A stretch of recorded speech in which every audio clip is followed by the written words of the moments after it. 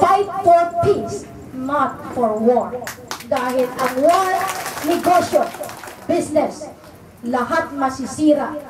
Walang matino maiiwan, kundi puro patay at kamatayan ng lahat ng lahi para sila ang makinabang. Yan ang pinaglalaban ko. Kunti na lang tayo.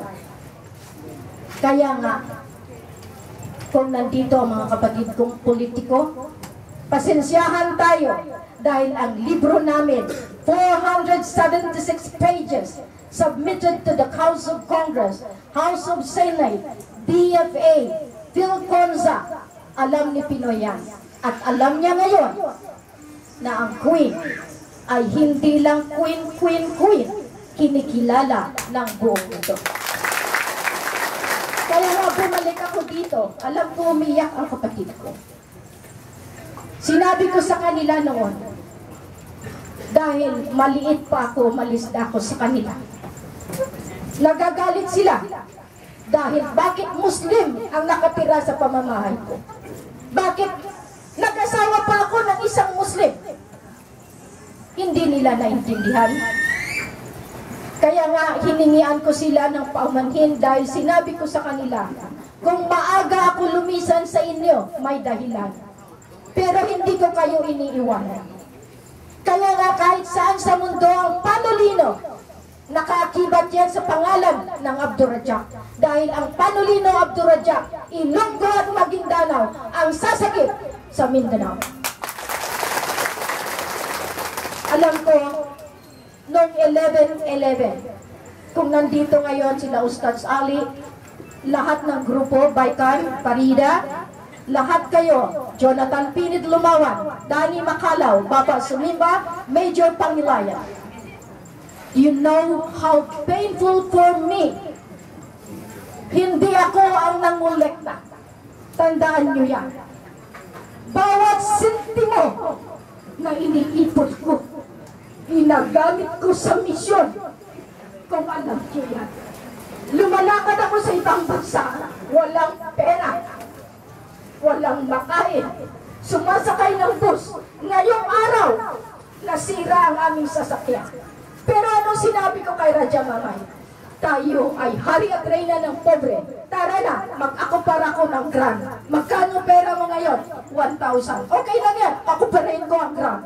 Nakupa ko nga dahil 3 lang kaming pasahero, nagdagdagan na, kaya nakarating kami dito.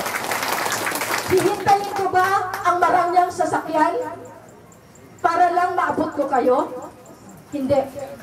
Hindi ko kailangan ng Hammer, hindi ko kailangan ng helicopter, hindi ko kailangan ng magagarang sasakyan para marating ko kayo. Ginawa namin ito. Wala kaming tulog ni Raja Mamay dahil ang sasakyan nasira kagabi pa. Pero kailangan kong magdesisyon. Ito ang binigay ng Diyos sa akin. Ng Allah, magdesisyon. Ura-urada.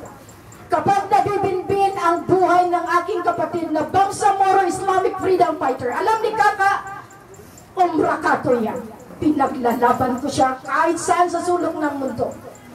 Pareho tayong lumalaban sa freedom, for peace. Kaya nga kayong mga kapatid ko, tama na ang bayad. Huwag na kayong magpabayad. Dahil hindi nyo rin makuha ang inyong kailangan. Dahil nabawi ko na mismo kahit anong tinutungtungan ninyo. Iyan ganyan ka-power ang Queen. Dahil nailabas ko, naipaglaban ko kayo lahat. Kung alam nyo lang, walang gabi, walang araw. 5 years, 60 months, 1,820 days now. Day and night I fight the world that let Mindanao be for Mindanao and let Sulu for Sulu, Sabah for Sabah, Luzon for Luzon, and Visayas for Visayas. Kung ipunin ko ang sipon ko at ang luha ko, siguro isang balbo na. Iniiyakan ko ang Allah. Magkaisa lang kayo dahil mismo mga Marcoses. Alam ni Presidente Fidel B. Ramos. Nandito mga tugon niya. Valdez, inutusan ako mismo ni Apo Ramos, Queen, fix Mindanao.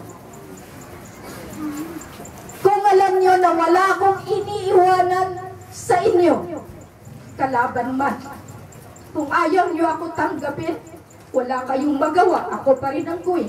At kinikilala ako ng buong mundo. Dahil ako mismo ngayon ang nagdedirect sa ating finance. Dahil nag-economic collapse na nga. Dahil nabawi natin ang atin. Ang pinaglaban kong atin. Bakit ko inaatake ang gobyerno? Dahil mali ang sistema nila. Bukas may meeting sa Buluan. Sinabihan ko si Norberto Gonzales, tama na. Ilonggo para sa Ilonggo. Pero kita magpatayan. Tama na. Bakit ko alam ang gawa nila? Dahil kahit saan ng sulok, may intelihensya ko. Day and night, ang cellphone ko 4, 5, maawa kayo. Minsan malaki na ang butil ng ng aking tenga para lang maayos kayo. Minsan nakakahiyak isipin ang pagbalik ko dito na minsan itinaboy ako bilang isang taga rito. Itinaboy dahil nagpapanggap. Dapat maging maayos na sana ang Maguindanao, ang Ligwasan Mars, dahil ipinagbigay yan sa akin ng mga lolo. Hindi ako pwede maging asawa ng sultan kung hindi ako dugo ng sultan. Kaya nga kami mga pasinhon, pututan, kasi gamay tapon, kaya putot gani. Pero dahil sa kaliitan ko, napuhin ko ang mundo. Ngayon, kaya nga pinagmamalaki ko sa inyo. Bakit ako bumalik dito ngayon? Dahil nabawi ko ilan. Nabawi ko ang trono. Nabawi ko ang corona. Nabawi ko ang birthright.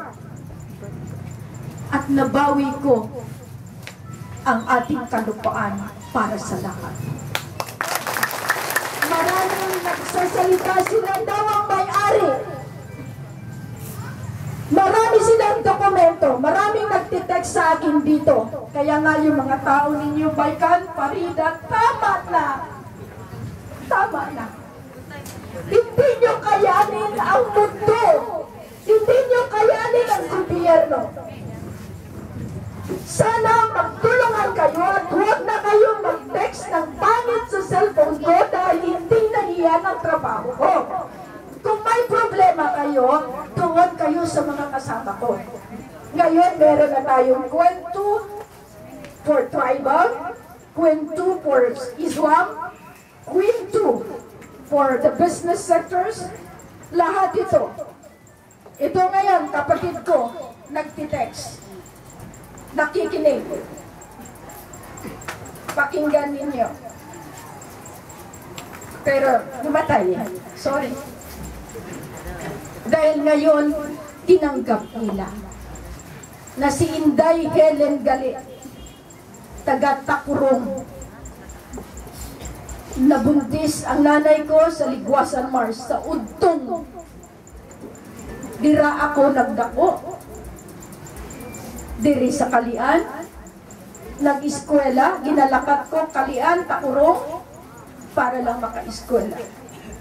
I had to sacrifice to be able to reach this far and to fight the entire world because I want my people to be freed from poverty, to be freed from hunger, and achieve peace.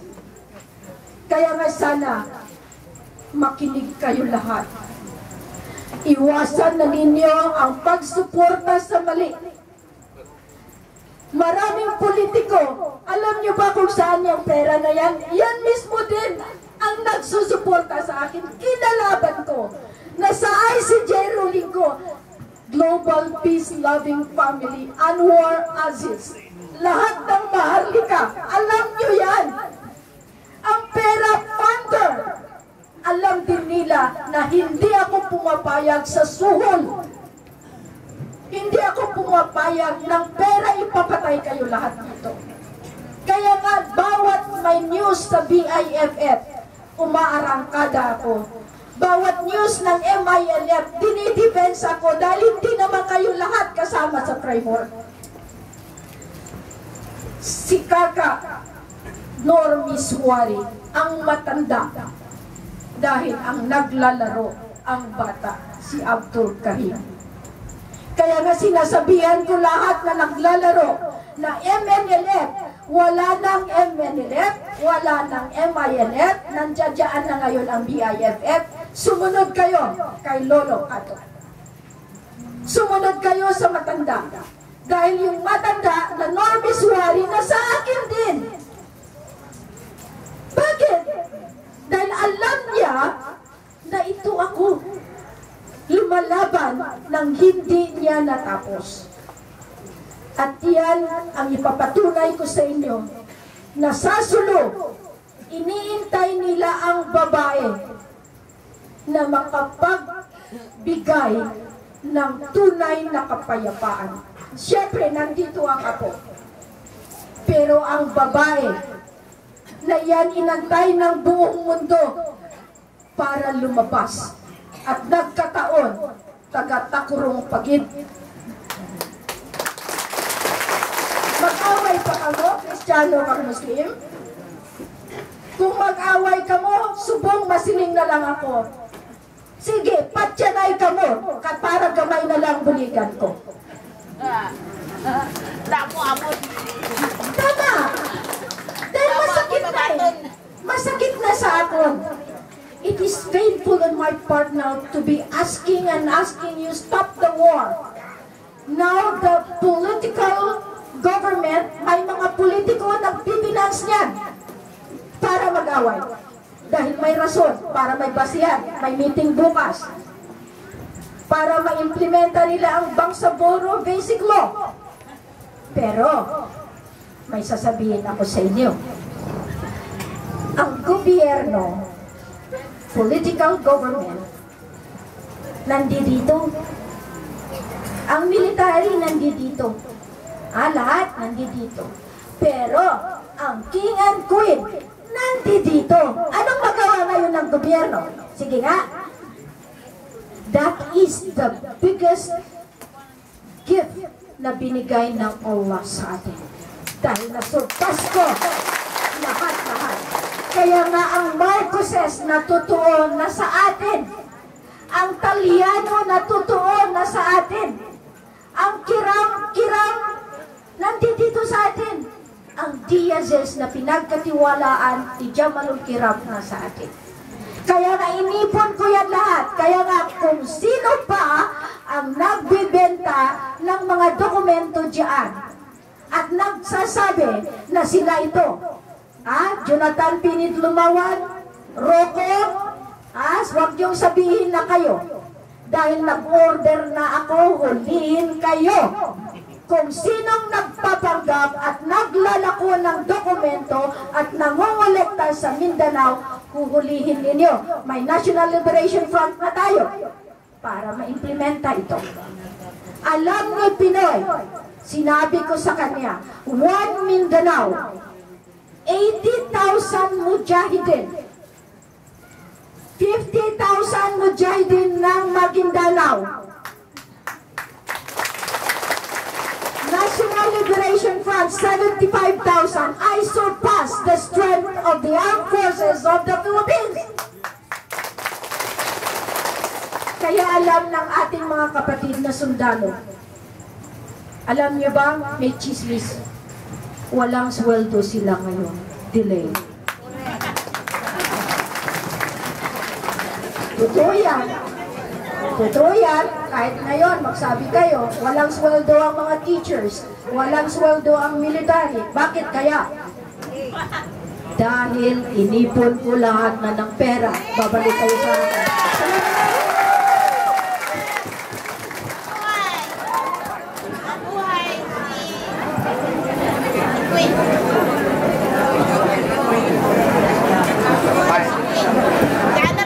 Maraming salamat, Queen. Kaya yung mga teachers, mga sundalo at kung sino-sino pang nakakarinig, lumapit kayo kay Queen para maswendohan kayo.